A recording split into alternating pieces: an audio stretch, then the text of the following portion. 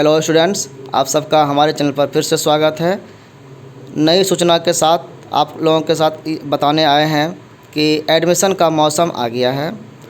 जो भी matric pass किए हैं इस बार, उनका इंटर में एडमिशन के लिए OFSS वेबसाइट बिहार बोर्ड का रहता है, उस पर आप ऑनलाइन आवेदन कर सकते हैं, अप्लाई कर सकते हैं 300 रुपया फ़ी करके।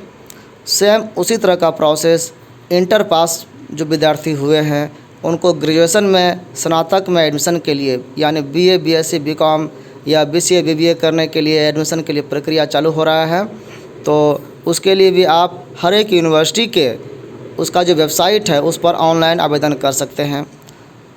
इंटर 2 साल का होता है, स्नातक 3 साल का कोर्स होता है। और फिर जो PG में एडमिशन लेना चाहते हैं, PG में एडमिशन कौन लेंगे?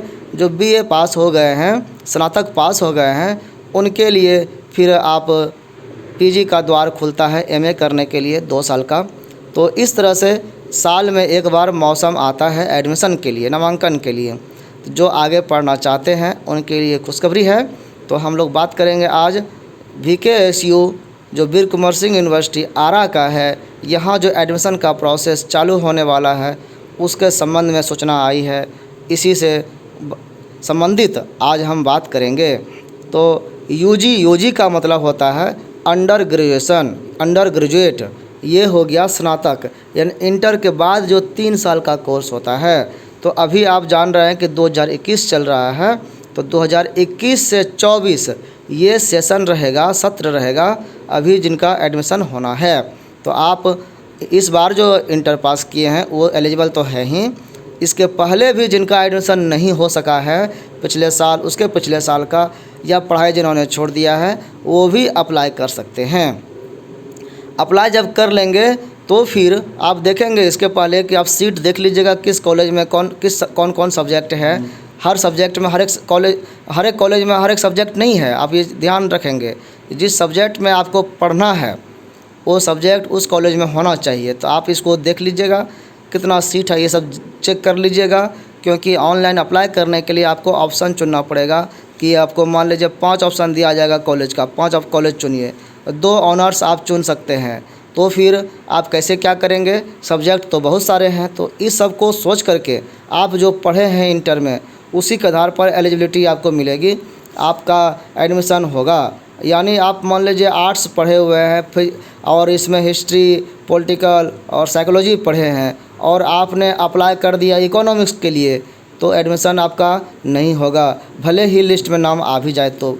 लेकिन इसी तरह से बहुत लड़के लोग छट जाते हैं।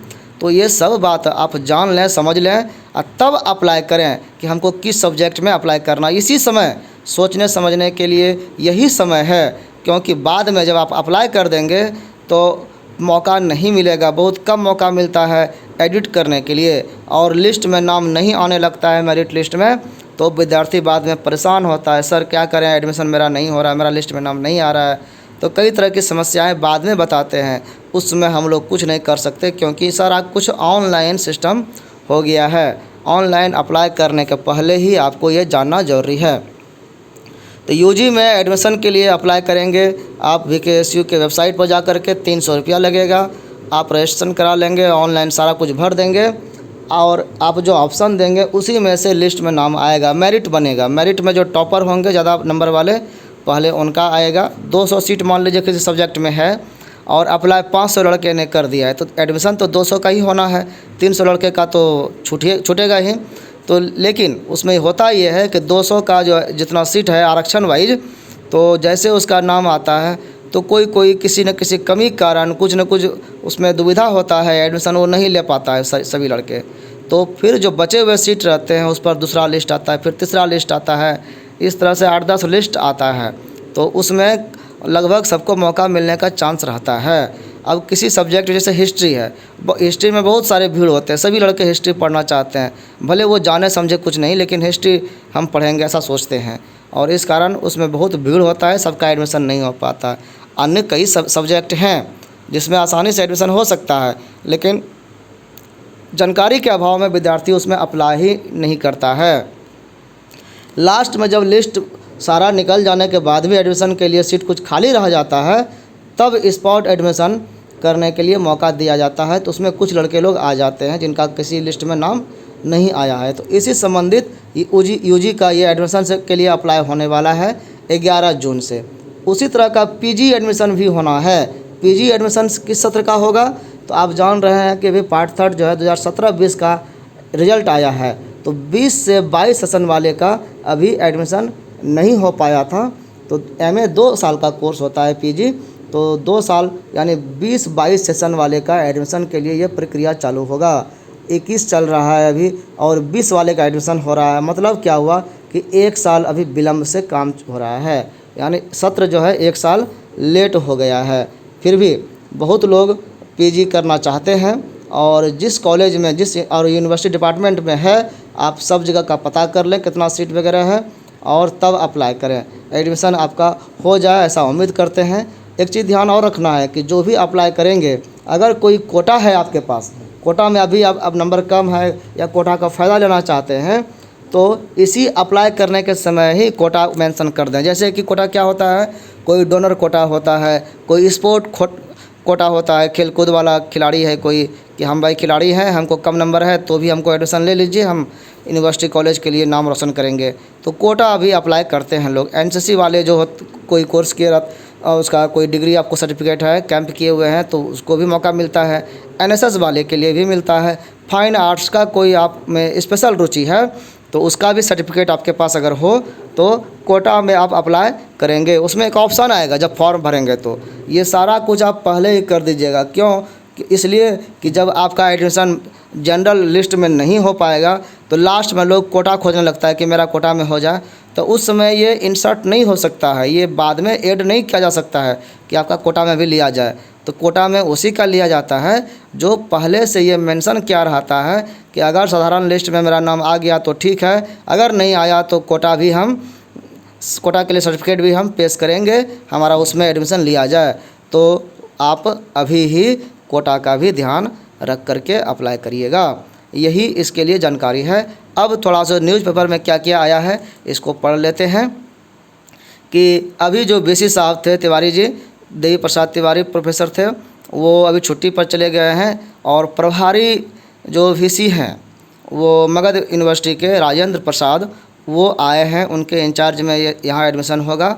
तो पहले के जो वीसी थे उन्होंने एडमिशन के लिए एडमिशन सेल बना लिया था, अलग से कमेटी गठित कर दी थी कि अब यूनिवर्सिटी अपने स्तर से एडमिशन लेगी, क्योंकि इसके पहले का जो एडमिशन हो रहा था वो एजेंसी के माध्यम से हो रहा था। और एजेंसी का मतलब है कि उसको किसी एजेंसी को ठेका देना, ठेका पर एडमिशन करवाना, तो उसके लिए लाखों करोड़ों रुपया अलग से खर्च होता था। तो उस खर्च की कटौती करने के लिए अलग से सेल बनाया गया था। लेकिन आनन फानन में अभी चूँकि लेट हो रहा है और पहले के वीसी अभी छुट्टी पर चले गए हैं, तो जो नए वीसी आए हैं इनका कहना है कि अब सीखने का, सोचने समझने का समय नहीं है, इसलिए इस बार पूर्ववत जैसे एजेंसी के द्वारा एडमिशन लिया जाता था, इस बार भी एडमिशन लिया जाए, फिर आगे से सोचा जाएगा। इसी समय में तब तक जो एडमिशन सेल है इनको अनुभव भी हो जाएगा एडमिशन का। तो एडमिशन के लिए 11 जून से एप्लीकेशन आवेदन लिए जाएंगे। ये ऑनलाइन वेबसाइट पर आवेदन होगा और ये 26 जून तक चलेगा। एडमिशन के लिए 11 जून से 26 जून तक का टाइम दिया गया है, आप अप्लाई करिए, यानी 15 दिन का लगभग समय दिया गया है। और कितना कॉलेज में एडमिशन होगा, बहुत सारे कॉलेज का मान्यता ख़त्म हो गया है, तो ऐसा भी होता है कई बार कि सीट वहाँ पर है, एडमिशन के लिए मान्यता ही नहीं है। कॉलेज के बारे में लोग जान रहा था कि इस साल तक मान्यता है, अगले साल के लिए मान्यता नहीं है, और उस कंडीशन में अगर वहाँ पर एडमिशन विद्यार्थी ले लेता है तो उस विद्यार्थी का भविष्य खराब हो जाता है। तो विद्यार्थी को जानना चाहिए कि हमको किस कॉलेज में एडमिशन लेना है, किस कॉलेज में एडमिशन नहीं लेना है, तो ये जानना है। तो अभी का जो जितना कॉलेज का परमिशन है उसका लिस्ट बताया गया है, वेबसाइट पर दिया गया है। तो 17 अंगीभूत कॉलेज है, यानी कंस्टिट्यूएंट कॉलेज, सरकारी कॉलेज, एक सरकारी स्कूल है और 40 संबद्धता प्राप्त कॉलेज है, यानी एफिलिएटेड कॉलेज, प्राइवेट कॉलेज 40 है। तो इस तरह से टोटल मिला करके आप देख रहे हैं कि 58 कॉलेज है, 58 कॉलेज में एडमिशन लिया जाएगा और हर सब्जेक्ट में जितना भी सीट होगा वो सीट फुल करने का प्रयास किया जाएगा। तो ये सब ऑनलाइन आवेदन के संबंध में नोटिस है।